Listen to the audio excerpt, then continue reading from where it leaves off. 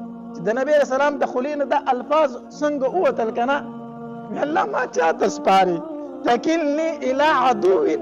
الله دشمن ته دې وسپارلم د دشمن په لاس دې ورکړم الله بس د الله جوش راغی الله په غضب کې راغی په اسمان کې یو ګړز وختو چې یو ګړز وختو نبی علیه السلام داسې بره وکتل که نه جبرئیل علیه السلام دی نبی علیه السلام ته وایي د الله پاک پیغمبره الله راولېږلم طائف والو مکی والو چې ستا سره څه وکړه الله ولیدل زما سره د غرونو فرشته الله رالېږلې ده الله تبارک وتعالی فرمایي وایي زما حبیب ته ووایه چې ما ته حکم وکړي چې دا زه پې دا غرونه راجیف کړم د مکې او د طایف دا خلک د دې دوه غرونو په منځ کې ومږم چې دوی تا سره څه وکړه هغه ما ولیدل نبی علیه السلام فرمایي وایي نه جبرئیل داسې مه کوه جبرئیل داسې مه کوه زه الله رحمت للعالمین رالیږلی ما زه الله غضب نه یم رالیږلی خیر دی که دوی ایمان نه راوړي جبرئیله خیر دی که دوی ایمان را نه وړي د دوی اولاد به راشي هغه به ایمان راوړي د دوی اولاد به راشي هغه به څه راوړي ایمان راوړي دا د نبی علیه السلام نن موږ خپل نفرت ته وګورو موږ خپلو دشمنو ته وګورو په یو بل پسې مونځ نه کوو په یو بل پسې نه ودرېږو یو بل سره دشمنۍ دي په ده پسې مونځ کېږي په ده پسې نه کېږي په تا پسې کېږي په ده پسې نه کېږي په یو بل فتوی دي د نبی علیه السلام د سر دشمنان دي د نبی علیه السلام محبت ته وګوره الله خیر دی کومه په ګټو ولي الله زه خو تا رحمت رالیږلی ما الله زه خو تا غضب نه یم رالیږلی خیر دی که دوی ایمان نه راوړي الله د دوی اولاد به ایمان راوړي دوی اولاد به ایمان راوړي ورنه یو پل ته مسافر دی یو پل ته د الله پیغمبر دی یو پل ته په مخ د ځمکه څوک شته دی نه د هغه د خولې نه د الفاظ بې اختیار ووتل الله په چا مې سپاري الله په چا مې سپاري الله ورته وایي زه یې مږم په دې غرونو کې الله نبي علیه السلام وایي نه نه نه زه رحمت یم زه بدل اخیستونکی نه یم دا د نبی علیه السلام د سفر واقعه د طائف بیا چې کله نبی علیه السلام دغه عداس چې دی عداس ما چې ته نبی علیه السلام لی دا انګور راوړو دی چې کله بیا دا عتبه نه دی دا نبی علیه السلام سخت دشمن ما په دغه ټایم کې په نبی علیه السلام باندې د عتبه هم ترس راغلی حالانکه په جنگ بدر کې د کافرو جنډه چې وه د عتبه سره وه په جنگ بدر کې د کافرو جنډه د عتبه سره دومره د نبی علیه السلام سخت دشمن و خو په دغه ټایم کې په نبی علیه السلام ترس راغلی نو چې کله دا عتبه او شیبه دا دواړه وروڼه دي غزوه بدر ته تله که نه د نبی علیه السلام خلاف دا عداس چې دی که نه د دوی په خپو پورې نښتی دا خو د دوی غلام و که نه وی الله ته وګورئ چې مه ځئ هغه د الله پیغمبر دی تاسو د هغه مقابله نه شئ کولی خدای ته وګورئ الله ته وګورئ د خپلو بوتانو ته وګورئ دا خلاف مه ځئ مه ځئ هغه سره جنګ مه کوئ خو عتبه او شیبه لاړه او هلته بیا مردار شو په جنګ بدر کې دواړه هلته مردار شو نو دا یو ځل د نبی علیه السلام نه عایشه رضی الله تعالی عنها تپوس وکړو وی د الله پاکه پیغمبره په تا باندې چېرته د غزوه احد نه سخته ورځ بله راغلې ده ځکه په غزوه احد کې د نبی علیه السلام او یا یاران شهیدان شو او یا ملګري شهیدان شو او غاښونه مبارک ووتل هغه هم شهیدان شو نو عایشه بیبي ته تپوس کوي وایي د الله پاکه پیغمبره په تا باندې چېرته د احد د ورځې نه بله سخته ورځ راغلې ده نبی علیه السلام ورته وفرمایي او عایشه ستا قوم چې زه ډېر تنګ کړم که نه او ستا قوم زه چې کله د مکې نه ویستم که نه او په کومه ورځ زه طایف والو له لاړم طایف والو چې ما سره څه کړي دي که نه هغه شان سخته ورځ په ما نه ده راغلې بیا هغه د ټولو نه سخته ورځ وه د طایف هغه بیا چې کله نبی علیه السلام د طایف نه واپس شو نو په واپسۍ کې مقام نخله یو ځای دی هلته یو څو ورځې نبی علیه السلام قیام وکړو هلته پاتې شو او د شپې مونځ کو نبی علیه السلام او په مانځه کې د قرآن تلاوت کو او د سوره احقاف الله تبارک وتعالی بیا د یو څو پیریان دغه ترل تقریبا 9 کسان 9 تنه نبی اسلام د شپې مونځ کو په مقام نخله کې او وته نه داسې د پیریانو تېرېدل هغې قرآن واورېد او بیا خپل قوم ته لاړ او هلته هغوی دعوت شروع کړو. د هغې ذکر په سورې احقاف کې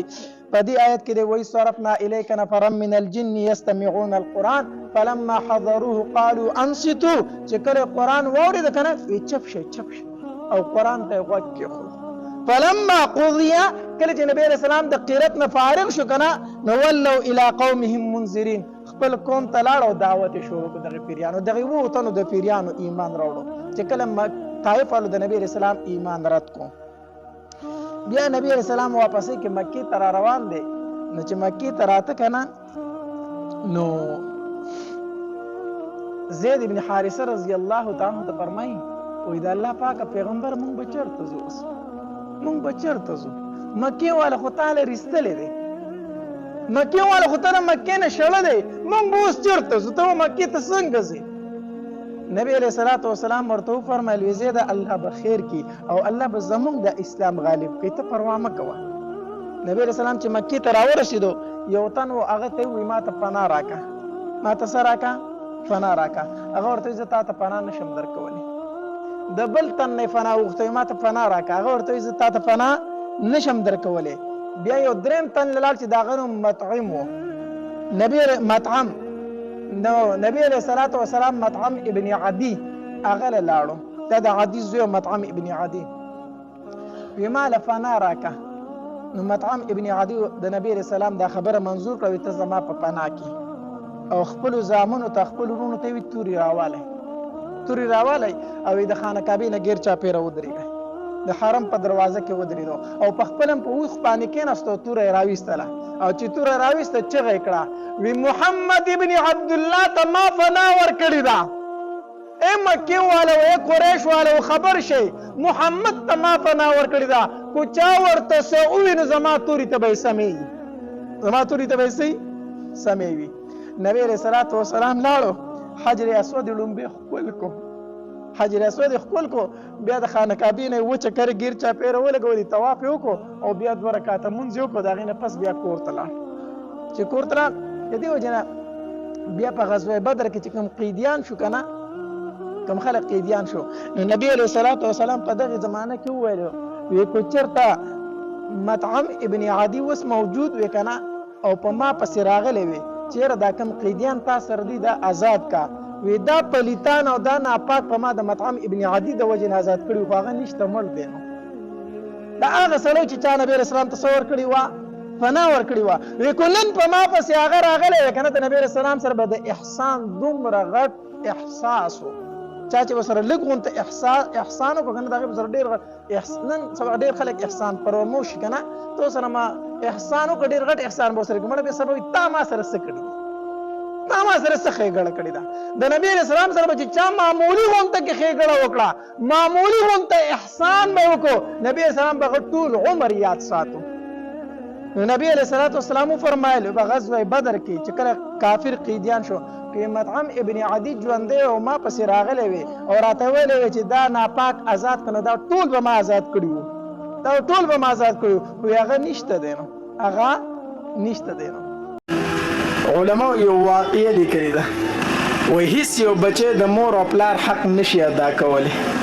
هلکانو تاسو ما ته لږ متوجه شه دا خبرې مې در باندې بوج کېږي خو به نه ما ته لږ متوجه شه هلکانو تاسو ته وامه د مور او پلار حق په پیسو باندې نه ادا کېږي د مور او پلار حق په پیسو باندې نه ادا کېږي چې مړه زه خو مور او پلار له 50,000 روپۍ میاشت ورکوم نو څه وکړمه د مور او پلار حق په پیسو باندې نه ادا کېږي. علماء یو واقعه لیکلې ده و یو ښځه وه د هغې یو زوی و هغه ته یې کونتون وکړو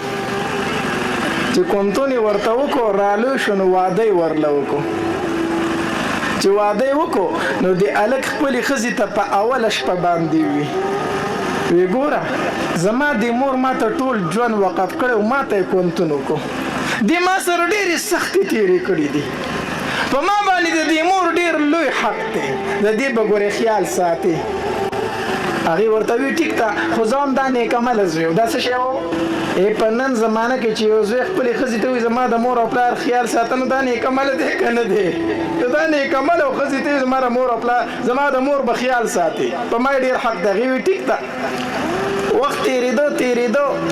د ښځې به د دغې ډېره ښکلې خبره وکړه داسې به وکړو چې حساب کتاب به وکړو بس ما له زما حق راکړه بس ته هم زما نه وزګار یې ښځه دې هم رانه وزګاره ده بس خبره به خلاصه شي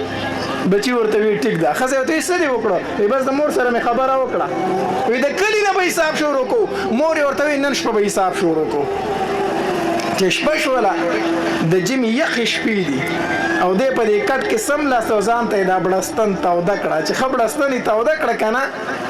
نو دا مور یې بار غولي ته راووته په غولي کې یو ډرم د اوبو ډک پروت یخې اوبه پکې وې د هغې نه یې لوټه ډکه کړه د بچي نه یې بړستن اوچت کړه سیټ ته ورته اوبه واړولې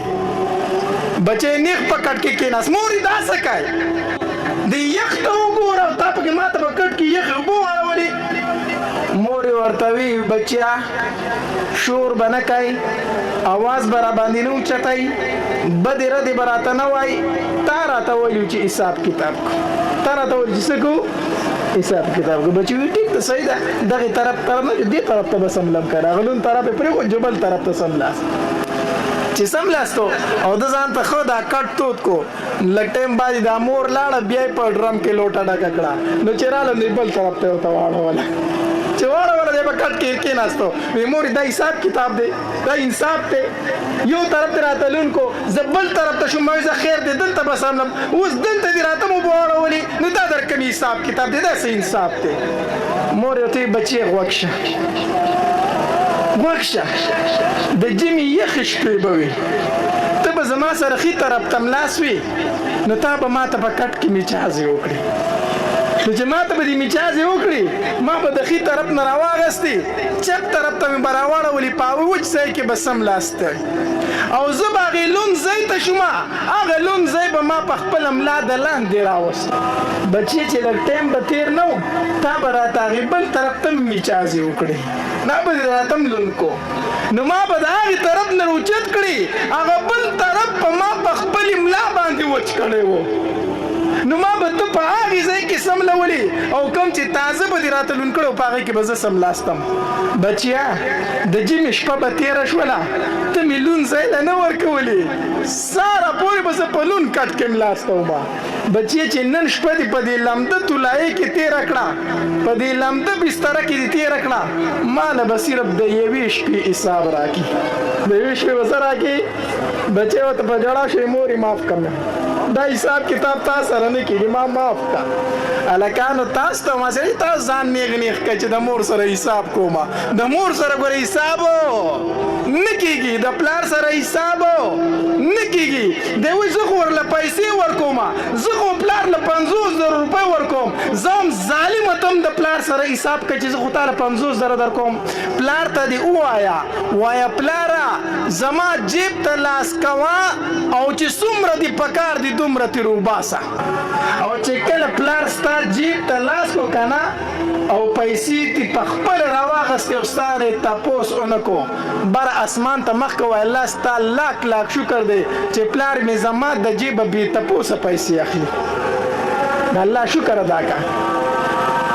الله علما لیکلي وي هیڅ یو بچی د مور او پلار حق نشي ادا کولی سوا د یو بچي نه کم بچی هغه بچی چې دی فرض مونځ وکړي که نه او دی راوګرځي او دی لاس اوچت کړي وی رب ارحمهما کما ربیاني صغیره رب ارحمهما کما ربیاني صغیره دا وظیفه چې کم بچی د هر فرض مانځه نه وروسته 3 پیرې کوي ګویا چې دی بچي د مور او پلار حق ادا کو معنی دا ده الله زما په مور او پلار باندې رحم وکړه داسې چې څنګه په وړوکوالي زما تربیت کړی الله زما په مور او پلار داسې خفه شه څنګه چې په وړوکوالي په ما باندې خفه شوي دي د هر فرض مانځه نه وروسته دا وظیفه کوي کومه وظیفه رب ارحمهما کما ربیاني صغیره دا وظیفه به کله کوي د فرض مونځ ده نو چې مونځ خو دې ورته ښودلی وي که نه چې مونځ خو کوي چې هغه مونځ نه کوي هغه د الله نه مني نو ستا پسې به کوم طرفه دا وظیفه وکړي نو خپل بچي د علماو ته کېنوئ چې مونځ ورته وښیي، قرآن ورته وښیي، احادیث ورته وښیي. ما ته بله ورځ یو هلک ټلیفون وکړو، ټولې خبرې درته داسې نشم کولی چې ما ته کم ټلیفونونه کېږي هغه نشم ویلی، ما ته حیا راځي. خو یو هلک راته ټلیفون وکړو په ژړا شو، وی مولانا صاحب وی زه مجبوره په دې باندې یم چې زه خودکشي وکړم، ځان وجنم. هلکه وجه څه ده؟ ولې؟ وی مولانا صاحب زه چې په موبایل کې ویډیوګانې وګورم او بیا د مور سره کینم نو زه د مور هغې اندامونو ته ګورم. قسم په الله کو دروغ درته وایم، زه د مور هغې اندامونو ته ګورم او ما ته خواهش روچتېږي زه څه وکړم مولانا صاحب؟ زه د خور سره کینم، زه د خور هغې اندامونو ته ګورم. او مولانا صاحب د خطرې خبره دا ده چې اوده شم نو کله په خوب کې د مور سره نعوذ بالله بدکاري کوم او کله د خور سره بدکاري کوم. دا ولې دا د ویښې هغه تلوسې دي بیا په خوب کې راځي. راشئ علماو پاسئ د دې پلیتۍ جنګ شروع کړئ د دې خلاف. ستا د بچي سره موبایل دی موبایل او دی یوازې په کمره کې ناست دی او دته یوه جینۍ مخې ته راله هغه ورته خپل اندام جدا جدا ښیي. دا کومه زنانه چې په موبایل کې وه دغه زنانه خو د ده مور هم ده. دا کومه زنانه چې په موبایل کې وه دغه زنانه خو د ده په کور کې د خپله خور هم ده چې هغې ورته د خپل اندامونه وښودل. ده چې په دې مور باندې نظر لګي د هغې سره هم دغه اندامونه دي. کوم طرف ته روان یو؟ وجاړو زما معاشره کوم طرف ته روانه ده؟ څه به راسره کېږي؟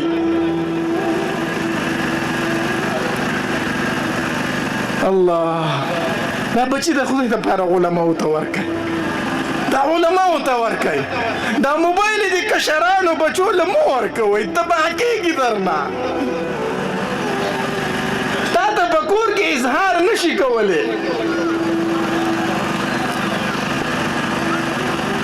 الله دې زموږ د معاشرې نه دا بېحیایي ختمه کړي. الله دې زما د معاشرې نه بېحیایي ختمه کړي. او الله دا کوم خلک چې د پښتو په معاشره کې او د مسلمانانو په معاشره کې بېحیایي خورئ الله خونه ورته وکړي او که خونه په قسمت کې نه الله مخ د ځمکه تې وزګار کړي. الله مخ د ځمکه تې وزګار کړي.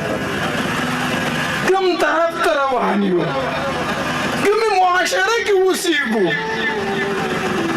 مونږ وایو په مونږ باران نه کېږي. دا بچي علماو ته حواله کړئ. د دې بچو درله صحیح تربیت وکړي، د دې بچو درله صحیح تربیت وکړي. بله خبره مې پکې مولانا صاحب اورېدلې ده، دا راته بله ورځ یو میډیا والی وي مولانا صاحب په دې موبایل کې یو ګیم دی، په موبایل کې یو ګیم دی، په هغې باندې خلک څوک پې پیسې ګټي او څوک پې بایلي. ما ته پته نشته داسې ده که نه؟ په دې موبایلو کې یو ګیم دی، په هغې باندې پیسې ورکوي. داسې معاشره کې یو چې اوس په موبایلو کې جواري شروع شوه. دا جواری ده، دا حرامه ده. په موبایل کې گیم کول، په هغې باندې پیسې ګټل یا بایلل حرام دي. جواری ده، جواری ده. دا خبر یاد وساتئ. خپلو بچو له موبایل مه ورکوئ. تاسو ته پته نشته چې دا په کومه ګندګۍ کې اخته دي، دا په کومه ګندګۍ کې اخته دي. الله بچی علماو ته ورکئ چې مور ورته مور وښي او پلار ورته پلار وښي او د دې علماو قدر کوئ. الله تبارک وتعالی د عمل کولو توفیق را نصیب کړي. داسې ښایسته بیانات اورېدلو دپاره زموږ د یوټیوب چینل واجد اسلامیک سټوډیو سبسکرایب کړئ. په دې به تاسو ته انشاءالله العزیز ښایسته واقعګانې او بیانات میلاویږي او د غنټې د نشان سره کلک کړئ چې تاسو ته آینده نوې ویډیوګانې مخې ته راځي او د خپلو ملګرو سره لازم د ثواب په نیت باندې شریک کړئ. والسلام. ډېره مننه.